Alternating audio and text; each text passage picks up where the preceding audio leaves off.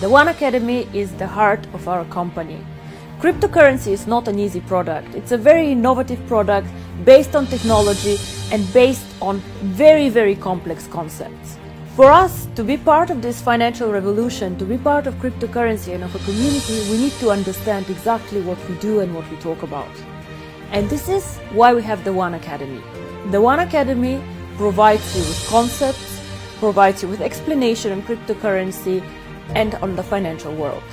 I would encourage everybody to join the courses, to do the certificates, and to understand thoroughly how to use cryptocurrency, what cryptocurrency is, and how we can change the world by using cryptocurrency. One Academy. Learn today, lead tomorrow.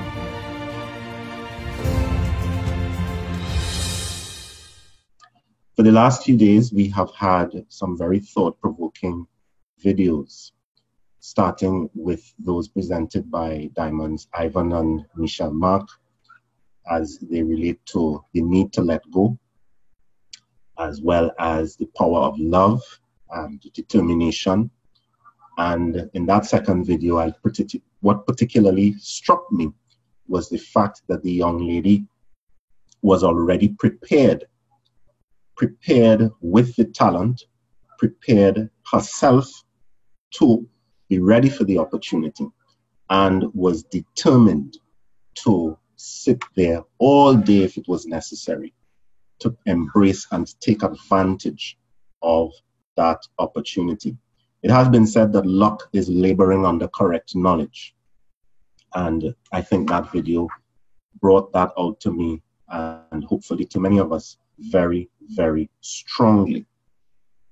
The presentation done by Kester Beale yesterday with hacking our brains, and it's something that Robin Sharma talks a lot about in many of his videos, and he advocates getting up before 5, and he runs something called the 2020 protocol.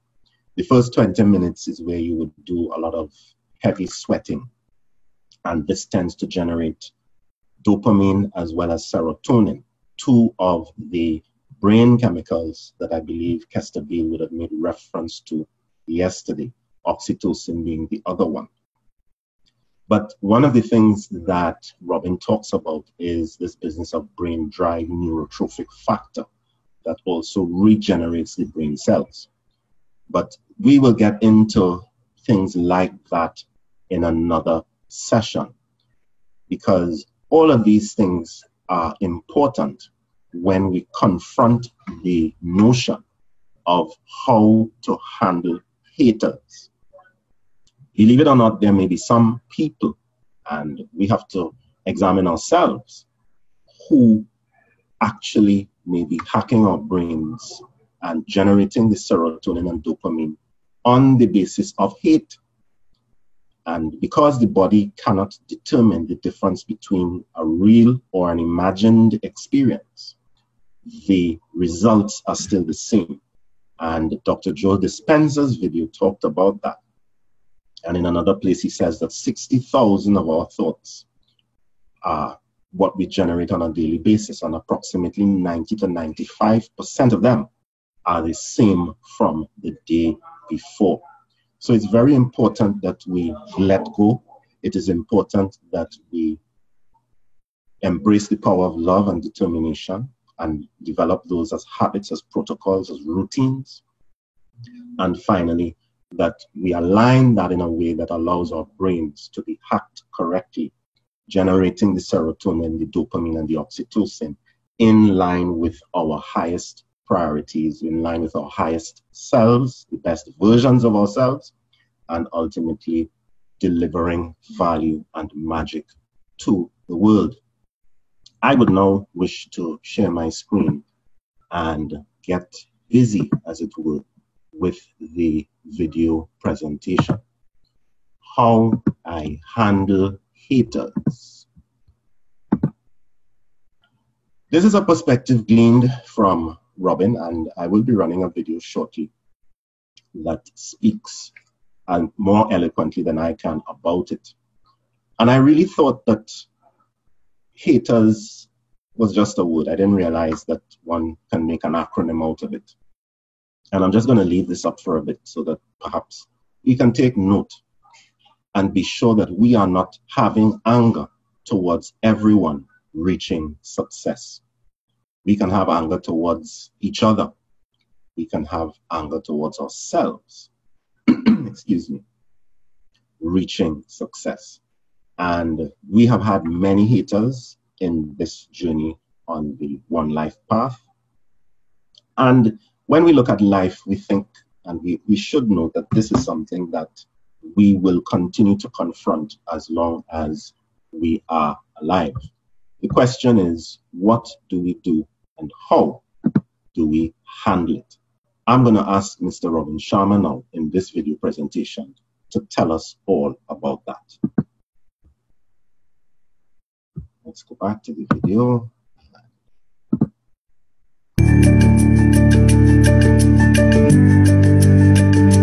Hi, it's Robin Sharma, author of the 5 a.m. Club, and I'm really honored that you've taken the time and given me the gift of your attention to be here with me in this mastery session. You are going to love this one. It's called How I Handle Haters. So as an author for so many years and shooting these kinds of videos and giving leadership presentations across the planet for over 23 years, once in a while I have someone who will throw a stone at me. And you as a creative person, as you bring your magic to the world, you will have people who misunderstand you, because every visionary is initially ridiculed before they are revered. And you will have naysayers, and you will have cynics and critics. And so I wanted to shoot this mastery session for you to show you how I handle the critics so that you can keep your momentum towards your mighty ambitions. So I've deconstructed the model. This comes from my own processing, my own journaling, because sometimes, you know, it'll hurt me. I'm a human being. As a creative person, I can be sensitive. I want to do great things for as many people as possible. And so sometimes criticism stings. And so, as I so often do in my morning routine, I head to my journal and I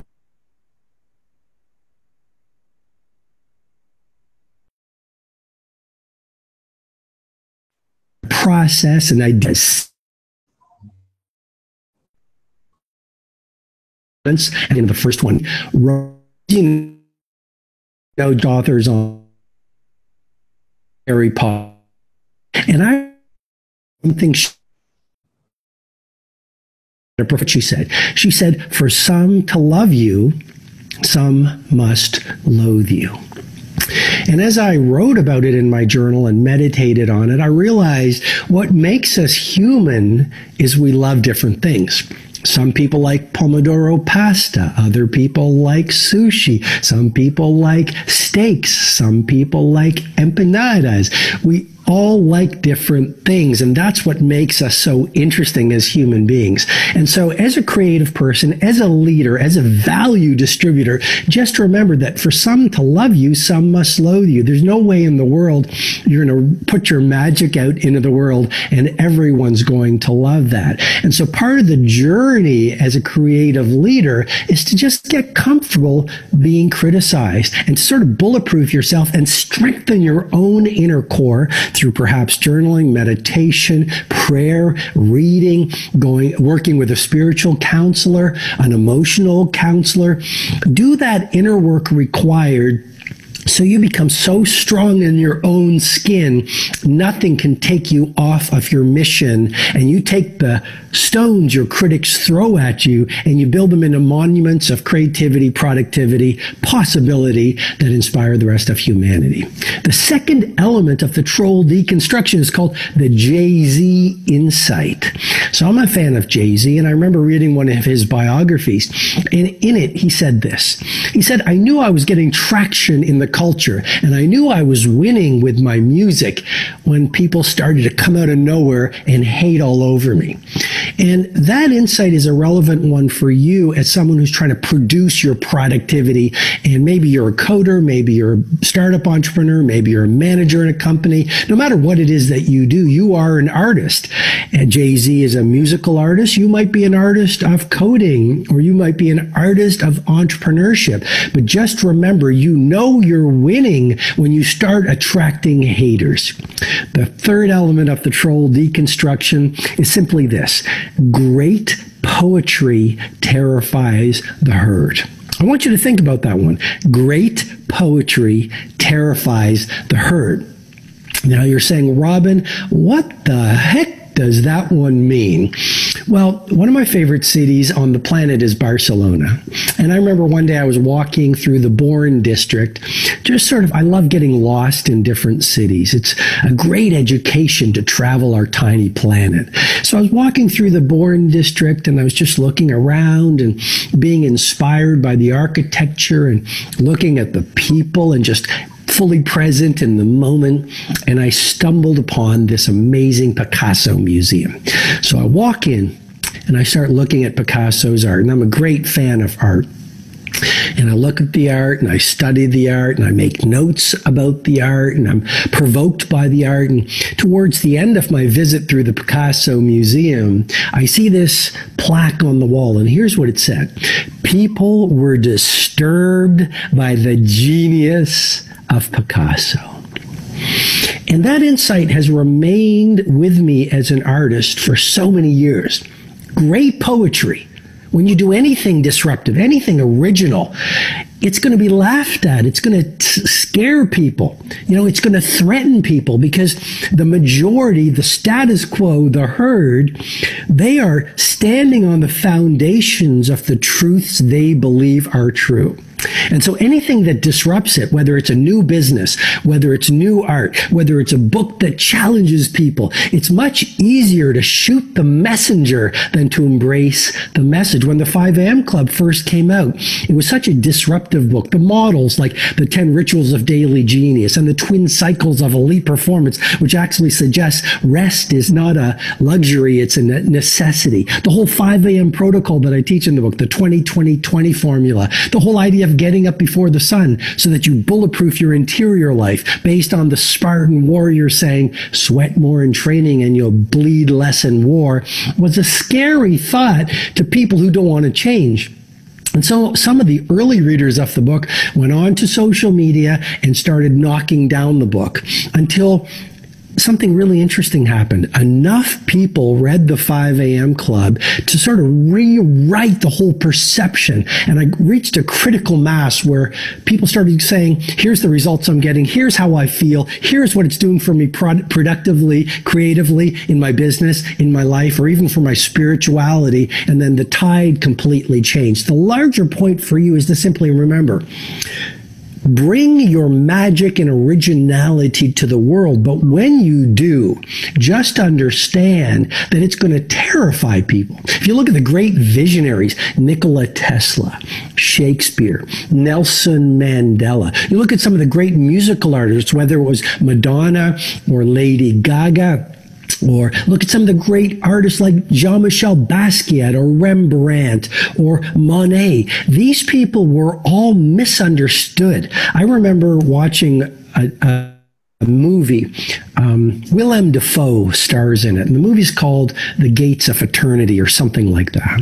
And it's the story of Van Gogh's life. And did you know Van Gogh did not sell one painting while he was alive? And I remember one scene in particular in this film. Van Gogh was committed to an insane asylum. And the person who's running this insane asylum pulls Van Gogh out of the crowd and has a one-on-one conversation with him. And the person who's running the insane asylum has a bunch of Van Gogh's drawings. And he shows the drawings to Van Gogh. And he says, Vincent, do you really think this is art? And Van Gogh says, yes, I think it's art. And I think it's very beautiful. And the person who is running the insane asylum says, do you really think this is art? Because he thought it was garbage. And Van Gogh, because he was so invested in his truth,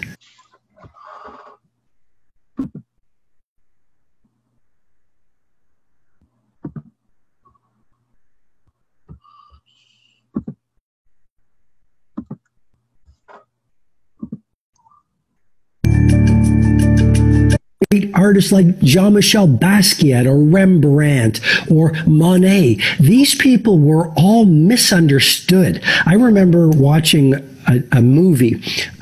Willem Dafoe stars in it, and the movie's called The Gates of Eternity or something like that. And it's the story of Van Gogh's life. And did you know Van Gogh did not sell one painting while he was alive? And I remember one scene in particular in this film. Van Gogh was committed to an insane asylum. And the person who's running this insane asylum pulls Van Gogh out of the crowd and has a one-on-one conversation with him. And the person who's running the insane asylum has a bunch of Van Gogh's drawings. And he shows the drawings to Van Gogh. And he says, "Vincent, do you really think this is art?" And Van Gogh says, "Yes, I think it's art. And I think it's very beautiful." And the person who is running the insane asylum says, "Do you really think this is art?" Because he thought it was garbage. And Van Gogh, because he was so invested in his truth, he said, "Yes, this is art." And interestingly enough, Van Gogh only became Van Gogh after he was dead. I mean, often great art only is revered decades after the artist has gone. Which brings me to the fourth element of the troll deconstruction. Advanced art is always misunderstood. So I am a fan of JeanMichel Basquiat. I just love his graffiti-style art. I remember watching a documentary on JeanMichel Basquiat, and one of the people who ran, I believe it was the MoMA, the Museum of Modern Art in New York, she talked about the fact that initially they wouldn't allow Basquiat's art in the museum. And here's what he was told. His art is not good enough to be in our museum.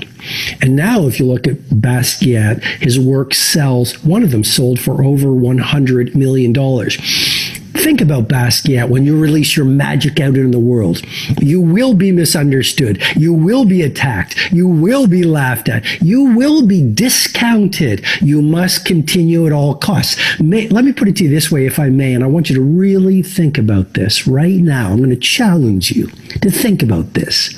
I want your faith in your magic to be bigger than your fears, so that no matter what stones people throw at you, you will continue until the world understands the beauty that you're bringing to it. There's a Liam Gallagher song that says, "High flying birds get the first arrows." Isn't that true? When you leave the crowd, the flock of birds, you're going to get knocked down quickly, but that's the price of ambition. Makes me also think of Bob Dylan, and I learned this from another documentary I watched, and he said, "Don't criticize what you don't understand. Don't criticize what you don't understand." So advanced art is always misunderstood before it's appreciated. Fifth element of the troll deconstruction. You might love this one. Happy people never hate. So the way we are in the world is a profound reflection of the way we are with ourselves. Our self-relationship sets up every other relationship. Our relationship with our family, our relationship with our team, our relationship with our customers, our relationship with our suppliers, our relationships with strangers on the street. I was doing a tour of someplace on the planet, a region on the planet, and I was in an elevator, and I said hello to the person, "Where are you from?" And he looked at me and he said, "Where are you from?" And I thought maybe he misunderstood me, so I said, "Oh, I'm just curious, where are you from?" And I said that because I love connecting with people. His aggression was pretty stunning to me, and he said, "Maybe you don't understand English. I'm asking you where you're from." And I just realized this is not a person who is interested in any form of engagement. And I just said to him, "Oh, I'm just trying to be friendly with you." And I left the elevator. And as I left the elevator, in another language, I think he was swearing at me for whatever reason. And that's okay, because people do the best that they can based on where they're at on the journey of their lifetime. And I'm not going to judge that person as bad. He's just doing the best that he can. The larger point for you and I is, people behave the way they are in private. And every single thing you see someone doing is really a reflection of what's going on with them. And so people who hate on other people are just not in a very good place in their lives. Because if they were full of energy, if they were in hot pursuit of their mighty mission, if they had great family lives and they were in great health, and if they're pursuing their maximum creativity, productivity, and performance, they would be full of joy, and they would be spreading and radiating that possibility to every single person they meet. Sixth element of the troll deconstruction is high road focus. Take the high road. You know, I would suggest if anyone tries to knock you down, if people hate at you, if people give you these comments, or if people laugh at you when you share your big idea, focus on your mission. Why dilute your energy by wasting it on dealing with and feeding the trolls? And let karma do your dirty work. Let world class be your revenge. And I'm not saying we should be in the business of revenge, but just stay monomaniacally focused on your priorities. And over time, it's amazing what happens when you put great work and great value and magic and love and mastery out into the world. The tide will change. People will appreciate you. You will feel great about the service you bring to society. And what is more important than that? So I want to thank you so much for being here with me in this mastery session. I take so much time to handcraft them so that you receive great value. Okay, I have chosen to stop the video at this point. Robin then tends to go on to talk a bit more about some of his work in terms of his books and so on. And we are trying to keep this call on time. So I would want to now move into what I consider to be key ideas that emerged out of this presentation. And in the interest of time, I'm not going to go through all of them. And I've sought basically to list a few of them on these slides. Whoever is trying to bring you down is already below you. So there's no need to engage in a race to the bottom. Every visionary is initially ridiculed before they are revered. So we look forward basically to the day when Dr. Ruja and her brother will be revered. That's just going to happen. We have to acknowledge that we are humans and we do carry blood in our veins, at least most of us, hopefully. And sticks and stones may break my bones, but names and words will never hurt me. That's something that I remember reciting as a child, but somehow as I became an adult, I realized that there was a profound mistruth, if that's a word, or untruth surrounding this particular nursery rhyme. Criticism does sting. The question is, how do we deal with it to ensure that our magic and our mastery is not stung? And then, of course, he went into the troll deconstruction model and the 6 characteristics comprising same, the J.K. Rowling principle. I thought this was interesting. For some to love you, some must loathe you. And we love different things. But the question that was coming up in my head is, am I a leader and value distributor, or am I a follower and someone who lives off the value production of others? Criticism is something you simply have to get comfortable with, and there are some things here that we can do depending on your disposition and appetite. I particularly like the WMD, and it's not weapons for mass destruction, but rather a whiteboard for mind direction. Another set of words for what is commonly called a dream board. Use the stones that would be thrown at you to build monuments of creativity, productivity, and possibility. Can anyone tell me if you've ever seen monuments built to critics and to haters? The second component of the troll deconstruction model, the Jay-Z insight. And this I found to be interesting. When do you know that you're winning? He was able to determine that when people came out of nowhere and became now here and hate all over him, that's when he knew that he was winning. And this led me to get this picture that most haters are stuck in a poisonous mental prison of jealousy and self-doubt that blinds them to their own potentiality. We need to continue to be artists, to be merchants of wow. The key question here, will you let your artistry die inside of you and enrich the cemetery instead? Key idea of the troll deconstruction model, idea number 3, great poetry terrifies the herd. We may recall that he said that people were disturbed by the genius of Picasso. Are we people or sheeple? Am I a person or a sheepson? Anything original, disruptive, or creative will be laughed at. That's just how it is. And then he said something that got to me. The herd is, and I put, perhaps you can reflect on it, always standing on the foundations of the truths they believe are true. Another way of saying it is, are those truths true, or are they simply someone else's opinions that we have accepted as truth? It's easier to shoot the messengers than embrace the message. But many times after we have left the planet, the message then edifies the messenger.